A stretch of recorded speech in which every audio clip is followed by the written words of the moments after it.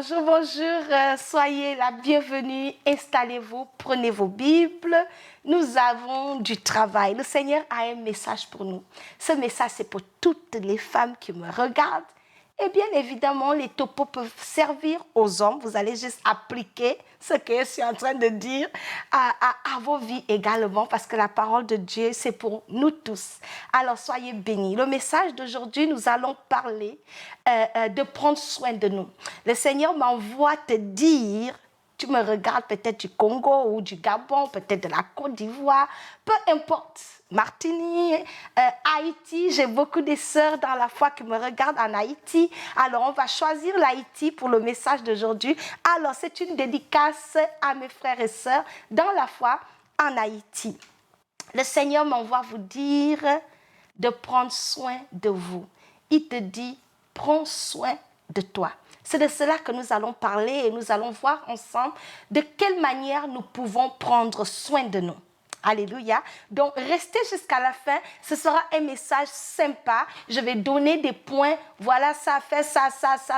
On va regarder ensemble et nous allons appliquer parce que le Seigneur est pour notre bien-être spirituel, physique, émotionnel. Alléluia. Donc, gardez cette idée en tête. Nous allons commencer. Je voudrais souhaiter la bienvenue à ceux qui nous regardent pour la première fois. Je suis FIFA, mon nom veut dire paix. Reçois la paix de Dieu dans ton cœur, dans ta maison et dans ta vie. Alors, si tu t'es pas encore abonné, s'il te plaît, c'est le moment de le faire. Souscris à notre page, abonne-toi, partage nos vidéos aux gens que tu connais, les gens dans ton église, les gens au travail, les membres de ta famille, tes beaux-parents. Nous avons tous des contacts, donc partage la vidéo. Quelqu'un pourrait être béni, tu pourras sauver une vie, tu pourras améliorer la vie de quelqu'un. Ne prenons pas toujours pour acquis que ce que nous savons, quelqu'un d'autre le sait.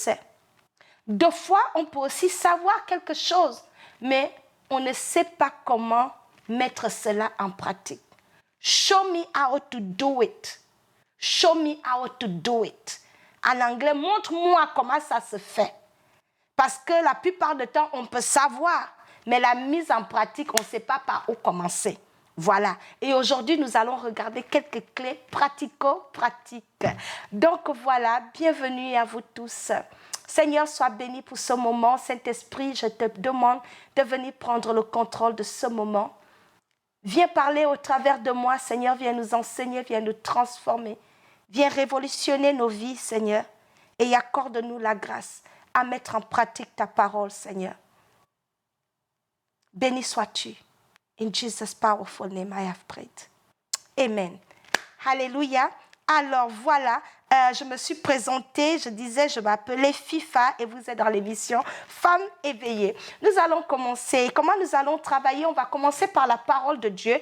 Je vais montrer, je vais lister quelques versets. Et ensuite, on va décortiquer, on va regarder comment on peut prendre soin de nous-mêmes. Alléluia.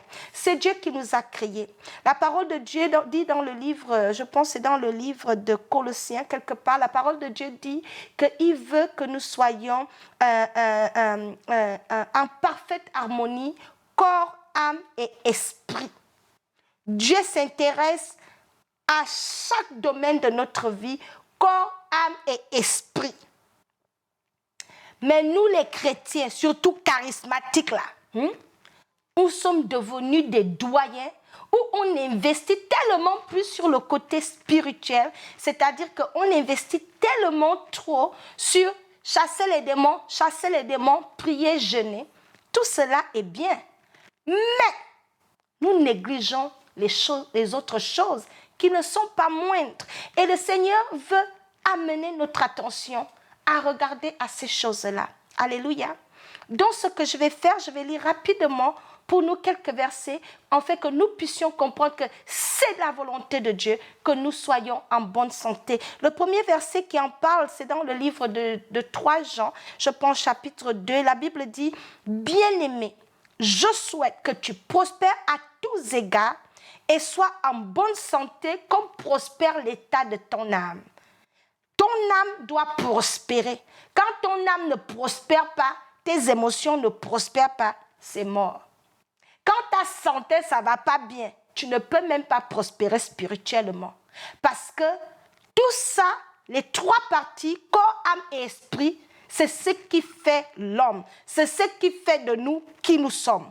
Tu ne peux pas être dans une malade émotionnellement et attendre que spirituellement ça aille. Non. Les trois parties sont connectées. Corps, âme et esprit connectés. Et le Seigneur voudrait qu'on prenne soin de ces trois domaines de nos vies. C'est très important. Parce que lorsqu'un domaine dégringole, ça va affecter l'autre. Si dans ton système de pensée, tes émotions ne sont pas en harmonie, que tu es dans une dépression chronique, que tu ne vas pas bien, que tu es dans un stress, ça va affecter ton physique. Ouvrir la porte aux maladies. Et ainsi de suite. Et quand tu es mentalement déconnecté, découragé, abattu, c'est difficile d'avoir une vie spirituelle en santé. Parce que la détresse, l'abattement, le stress, l'oppression vont te déconnecter de Dieu. Tu seras comme dans une bulle. Vous voyez que les trois parties sont connectées. Alors rapidement, nous allons lire quelques versets. Le premier verset, avant que je ne vous donne des points, j'ai préparé pour nous comme ça 12 points. J'espère par la grâce du Saint-Esprit que nous allons les couvrir. Donc je vais aller un peu vite et je vous encourage vous-même de méditer là-dessus. Alléluia. Donc nous allons commencer par 1 Corinthiens chapitre 6, versets 19 à 20. Voici ce que dit la parole de Dieu. Ne savez-vous pas que votre corps est le temple du Saint-Esprit qui est en vous, que vous avez reçu de Dieu et que vous ne vous appartenez plus vous-même? Car vous avez été rachetés à un grand prix. Glorifiez donc Dieu dans votre corps et dans votre esprit qui appartiennent à Dieu. Je n'ai pas besoin de commenter ici. Retenez seulement le verset là. Il dit, on a été acheté à un grand prix. Corps et esprit. Donc Dieu dit que prenez soin de ces deux-là. Parce que c'est à un grand prix que Jésus est mort pour que tu sois en bonne santé et pour que ton esprit aussi soit en vie comme il faut. Parce que le Saint-Esprit de Dieu habite en toi. Si ton temple, qui est le temple du Saint-Esprit, est malade, tu vas servir Dieu comment? C'est difficile d'aller annoncer l'évangile si tu es malade. Alléluia. On continue de lire la parole de Dieu. Romains chapitre 12, versets 1 à 2. Je vous exhorte donc, frères, par les compassions de Dieu, à offrir vos corps comme un sacrifice vivant, saint, agréable à Dieu, ce qui sera de votre part un culte raisonnable. Un corps saint. Un corps saint. Comment tu fais pour avoir un corps saint? Raisonnable, agréable à Dieu. Ton corps doit être agréable à Dieu. Pas juste l'esprit. Ton corps doit être agréable à Dieu. Verset 2. Ne vous conformez pas au siècle présent, mais soyez transformés par le renouvellement de l'intelligence, afin que vous discerniez quelle est la volonté de Dieu, ce qui est bon, agréable et parfait. Le dernier verset se trouve dans le livre de Proverbes, chapitre 23, verset 4. La Bible dit, « Ne t'épuise pas pour t'enrichir. Refuse même d'y penser. » Ça, c'est version Le Semeur. Où Dieu dit que ne t'épuise pas pour t'enrichir. Voilà les quelques versets que j'avais. Ces versets-là sont bien clairs. Dans ces versets, nous voyons que Dieu nous rappelle le rôle que notre corps joue dans notre marche avec Dieu. Dieu nous montre qu'on ne peut pas dissocier la bonne santé, on ne peut pas dissocier l'état de notre corps physique de l'état de notre esprit. Les trois parties, corps, âme et esprit, forment un seul corps. Et Dieu est intéressé qu'il y ait un alignement divin dans ces trois parties-là. Mais le problème avec nous, nous tombons dans des extrêmes. Il n'y a pas une balance. On devient tellement spirituel qu'on investit notre énergie plus à pourchasser le diable. Certaines parmi nous, nous avons une santé, ça ne va pas. Ce n'est pas le diable. Excusez-moi.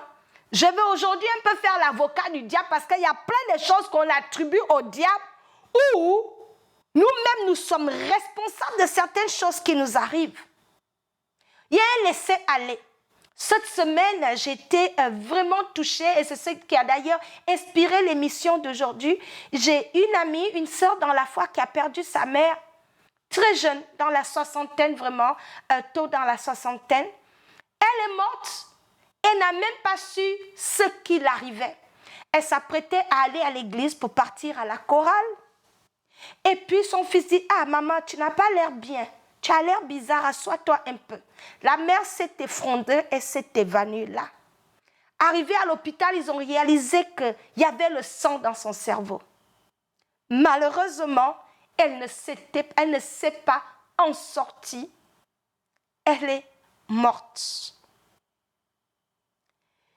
Deux fois, on n'écoute pas les signes.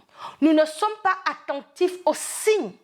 Les choses nous arrivent, on court, on est dans plein de choses qu'on se néglige.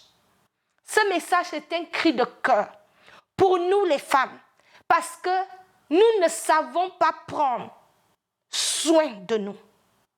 On néglige tellement notre santé physique et notre santé mentale. On investit plus de temps dans la vie spirituelle que de fois on se néglige. On néglige l'état de nos émotions, on néglige l'état de notre âme, on néglige l'état de notre état physique. Et il faut que ça change. Le Seigneur voudrait que nous puissions prendre soin de nous. Alors, le travail que je vais faire aujourd'hui, nous allons regarder ensemble quelques points. J'ai élaboré 12, mais il peut en avoir plusieurs. Comment arriver à prendre soin de toi? Qu'est-ce que tu dois faire pour prendre soin de toi? Pratico-pratique. Parce que ça, c'est des choses qu'on fait. Entre savoir et faire, il y a une grande différence. Je vais énumérer ces points en fait que nous puissions les incorporer, de ne pas se limiter. La Bible dit, ne vous bornez pas à écouter la parole de Dieu, mettez-la en pratique. C'est la même chose avec ce que je vais amener aujourd'hui. Pourquoi je m'adresse spécialement aux femmes? Émotionnellement, nous sommes deux fois très abattus. Ce sont des femmes qui souffrent deux fois des plus grosses dépressions. Et puis, on les ignore. On continue à s'occuper de tout le monde. On continue de courir à gauche et à droite. C'est les enfants, c'est le mari. Tel a fait, la voisine a fait, l'église comme ça. Il y a tel programme, il y a le travail. Il faut préparer les enfants. On s'occupe de tout ça qu'on s'oublie. Il y a quelque chose qui se passe lorsque nous sommes dans l'avion. J'aime toujours lorsque les hôtesses de l'air font ça. Les hôtesses de l'air, généralement, vous disent, en cas de turbulence, il y a une situation critique dans l'avion, ils disent, mettez vos masques d'oxygène, mets d'abord pour toi-même, avant de mettre pour ton enfant. Avant d'aider ton enfant, avant d'aider ton mari, avant d'aller t'occuper de tout le monde, le code de sécurité dans l'avion te dit, mets d'abord ton masque. C'est une fois que tu as ton masque que tu peux maintenant aider les autres. Mais nous, les mamans, là, on n'aime pas mettre notre masque d'oxygène. On veut d'abord aller mettre l'oxygène partout. Et on s'oublie. Le message d'aujourd'hui, c'est pour nous. Arrêtons-nous, mettons notre masque d'oxygène. Ensuite, on sera plus apte à mettre sur nos enfants, sur nos époux, sur tout le monde qui a besoin de nous. Alors, nous allons regarder les quelques points que j'ai préparés pour nous encourager. Je ne m'adresse pas juste à vous, je me parle aussi à moi-même parce qu'il y a des fois, je m'attrape à tellement faire que je dis, il faut que ça change. Alléluia. Donc, nous allons regarder ensemble comment y arriver, comment pouvons-nous prendre soin de nous et quel domaine de notre vie devons-nous regarder.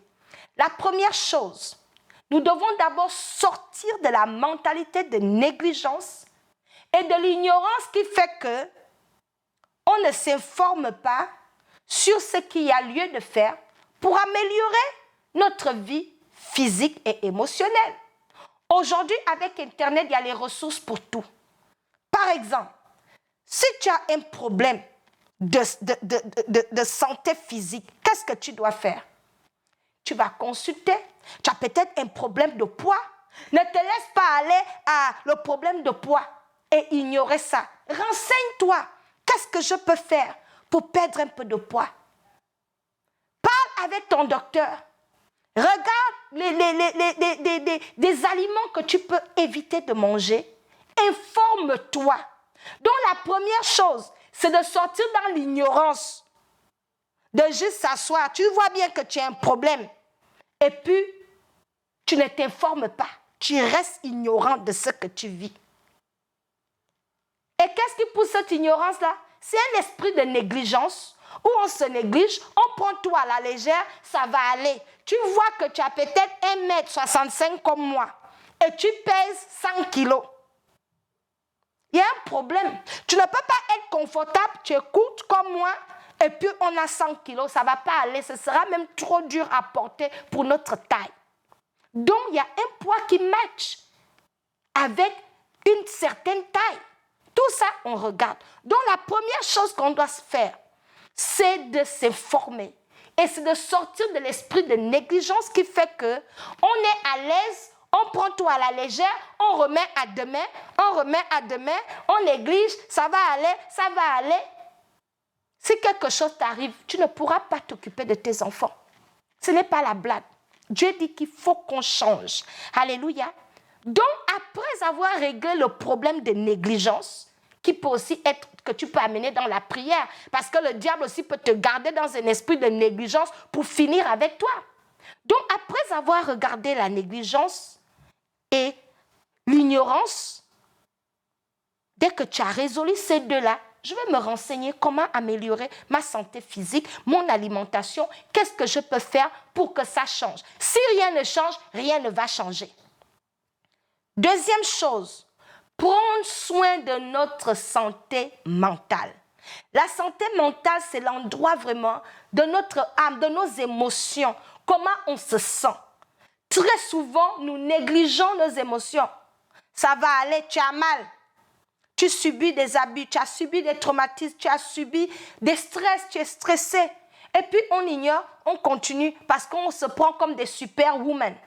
On continue, on avance. Mais mentalement, tu es abattu. Mentalement, tu n'en peux plus. C'est le moment de s'arrêter et de prendre soin de ta santé mentale. Qu'est-ce que je peux faire pour me libérer du stress? Qu'est-ce que je peux faire pour me relaxer un peu? Qu'est-ce que je peux faire pour me détendre? Qu'est-ce que je peux faire pour enlever les mauvaises pensées? Un des remèdes, ça peut être de lire la parole de Dieu, d'écouter de la bonne musique, peut-être de voyager, peut-être d'aller consulter, peut-être d'aller voir, on les appelle un conseiller sur ce que tu vis, un psychologue, aller parler avec un conseiller, un pasteur pour te libérer, au lieu de rester dans ça, dans la dépression. Peut-être c'est le moment de t'ouvrir. Mais tu vas vivre dans un vieux secret qui te traumatise. C'est négliger ta santé mentale. Deux fois, ça va te prendre de te libérer, d'en parler, de trouver de l'aide, d'aller consulter. Il y a des docteurs pour tout ça. Ça, c'est le deuxième point. La parole de Dieu aussi est un bon remède pour la santé mentale parce qu'elle renouvelle notre intelligence. Elle nettoie les mauvaises pensées et amène la pensée de Dieu. Mais Bible, tu ne peux pas lire. Tu vas trouver l'encouragement où? Troisième chose, santé physique. Je reviens à la santé physique. Pour être en bonne santé physique, nous devons incorporer à notre style de vie une nourriture qui est... Parce que de fois, on mange parce que c'est bon. Ce n'est pas parce que quelque chose est bon dans la bouche que c'est bon pour ta santé. Toi, tu t'assois la journée, tu finis les boîtes de Nutella.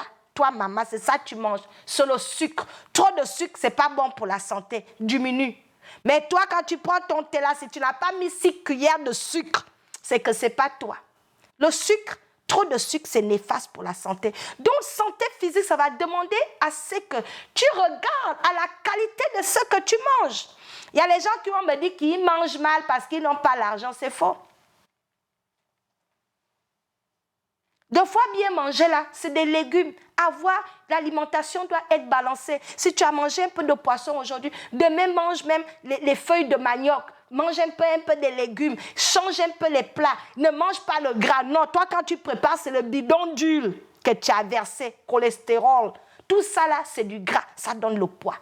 Donc, pour prendre soin de notre santé physique, on doit regarder la qualité de ce que nous mettons dans notre corps. Est-ce que ce que tu manges t'apporte les nutritions dont tu as besoin pour avoir de l'énergie, pour bien digérer, ou bien tout ce que toi tu manges, c'est le manioc, le pain sec, le riz. Tu manges le riz du 1er au 31. Ça constipe, c'est lourd. Deux fois, il faut balancer. Si tu as mangé le riz aujourd'hui, demain, fais une petite soupe. Soupe là, même tu coupes tomate, l'oignon, tu mélanges, tu bois. Ça va t'aider à digérer. Mais toi, c'est foufou. Tu ajoutes foufou. Tu as fini le foufou, tu es dans foutou. Tu as fini. C'est-à-dire que si tu n'as pas pris ce qui est lourd, le ventre est versé. Parce que ton alimentation, tu manges des choses non.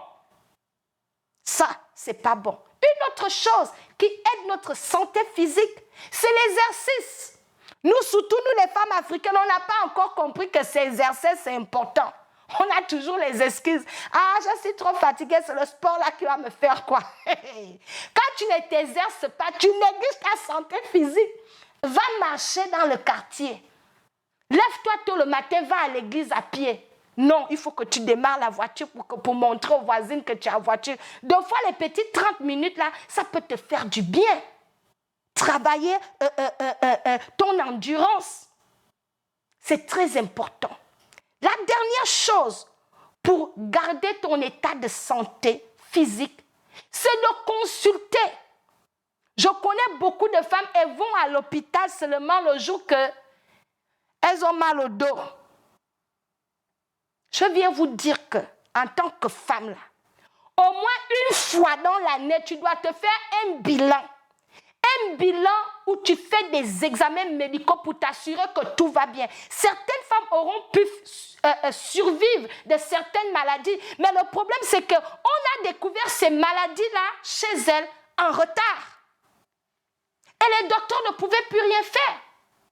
Mais si c'était des choses que tu fais des examens, un bilan annuel ou aux 6 mois, on peut diagnostiquer le problème et trouver une solution à temps. Mais toi, jamais tu vas voir les docteurs. Ah, je vais prier, ça va aller, je vais prier. Oui, c'est bien de prier, mais Dieu nous interpelle aussi à être vigilants, à être sages. Et la sagesse consiste aussi à utiliser les options que nous avons. Tout ce qui est avantageux pour notre bien-être ne doit pas être négligé. Tout ce qui est avantageux pour notre bien-être ne doit pas être négligé. Donc, dans l'année, fais-toi un bilan. Nous avons tous les cancers. Les cancers, c'est les femmes qui ramassent. Cancer de sein, cancer de l'utérus, cancer des ovaires. On a les kystes, on a les fibromes, on a les myomes, on a ceci, on a mal au dos. C'est nous, les maux de tête, c'est nous. Mais si on ne se lève pas pour dire qu'on va un peu faire attention à nous, c'est une déception de l'ennemi d'être tellement spirituel qu'on néglige notre santé. C'est même un péché devant Dieu parce que c'est faire preuve de négligence. Dieu nous demande à être des bons gestionnaires de notre corps. Je vais aller vite. Le 4e point après la santé physique, c'est se reposer. Nous ne savons pas se reposer. Moi-même, je me connais. Tu arrives à la maison, tu prépares. Tu as fini de préparer, tu dois faire les habits. Tu cours. On dort les dernières, on se réveille les premières. Même 8 heures de sommeil, on ne fait pas. C'est dangereux. Dieu lui-même a institué le sabbat pour qu'on se repose. Lui, le créateur du ciel et la terre, il s'est arrêté. Il a dit, je me repose un jour. Toi-même, tu ne te reposes pas. Tu as dépassé tout le monde. Tu as 2 boulots, tu as 3 boulots. Plus ta maison, plus le mari, plus les responsabilités à l'église, tout ça pour toi seul. C'est le moment que nous essayons de nous ajuster. J'ai aimé le verset de Proverbe qui a dit « Ne t'épuise pas pour t'enrichir. » Cette affaire de chercher l'argent là aussi va nous tuer tôt. Tellement tu veux percer là, tellement tu veux avoir l'argent, tu ne dors plus. Tu finis un travail à midi, tu as commencé l'autre jusqu'au matin. Surtout nous qui vivons en occidentaux, tu ne dors plus. Parce que tu dois t'enrichir pour prouver aux voisines, par vaine gloire, par orgueil, que tu n'as plus de vie. Il faut que tu payes pour la voiture, tu payes pour la maison, tu payes pour toutes ces richesses-là. Dieu dit, ne t'épuise pas pour t'enrichir. Refuse même d'y penser. Reposons-nous, c'est le 4e point. Apprenons à se reposer. Dis-toi, un jour dans la semaine, le dimanche, c'est mon jour, je me repose. Délègue. Dis aux enfants aujourd'hui, on va aller manger au restaurant, je ne prépare pas, maman se repose. Donnons-nous la permission de nous reposer. Ce n'est pas un péché de temps en temps de prendre une pause, de ne rien faire. Couche-toi sur le sofa, regarde un bon film. Ce n'est pas un péché.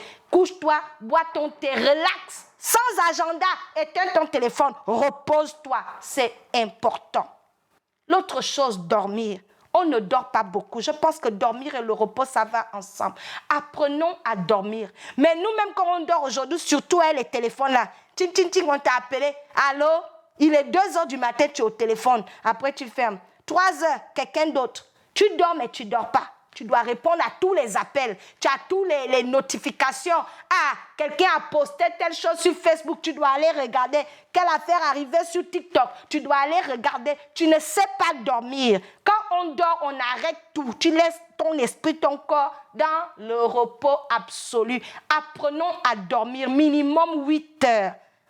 Certaines parmi nous, c'est à minuit qu'on va dormir. Et puis, on est debout à 3 heures du matin. On peut faire ça. Il faut que ça change.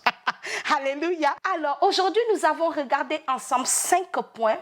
Je ne veux pas aller vite. Je voudrais qu'on prenne le temps de regarder les autres points qui nous restent. Nous avons environ 7 qui nous restent. Et parmi les 5 points que nous avons regardés aujourd'hui, je voudrais que vous puissiez prendre le temps de méditer là-dessus, de faire des ajustements, de prendre des résolutions. Nous avons vu qu'il était important sur comment arriver à prendre soin de nous. Nous avons vu comme premier point qu'il était important de sortir de la négligence et de l'ignorance qui nous empêche à prendre notre état de santé physique au sérieux.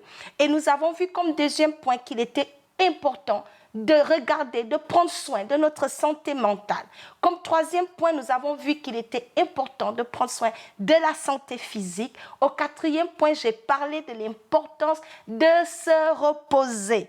Ensuite, je nous ai encouragé comme 5e point à dormir. Apprendre à dormir. Nous allons nous arrêter ici aujourd'hui. Dans une autre émission, nous allons enchaîner avec les autres 7 points que je voudrais partager avec vous pour que nous puissions être en bonne santé, corps, âme et esprit pour la gloire de notre Dieu. Soyez bénis, restez à l'écoute pour la prochaine émission. Merci.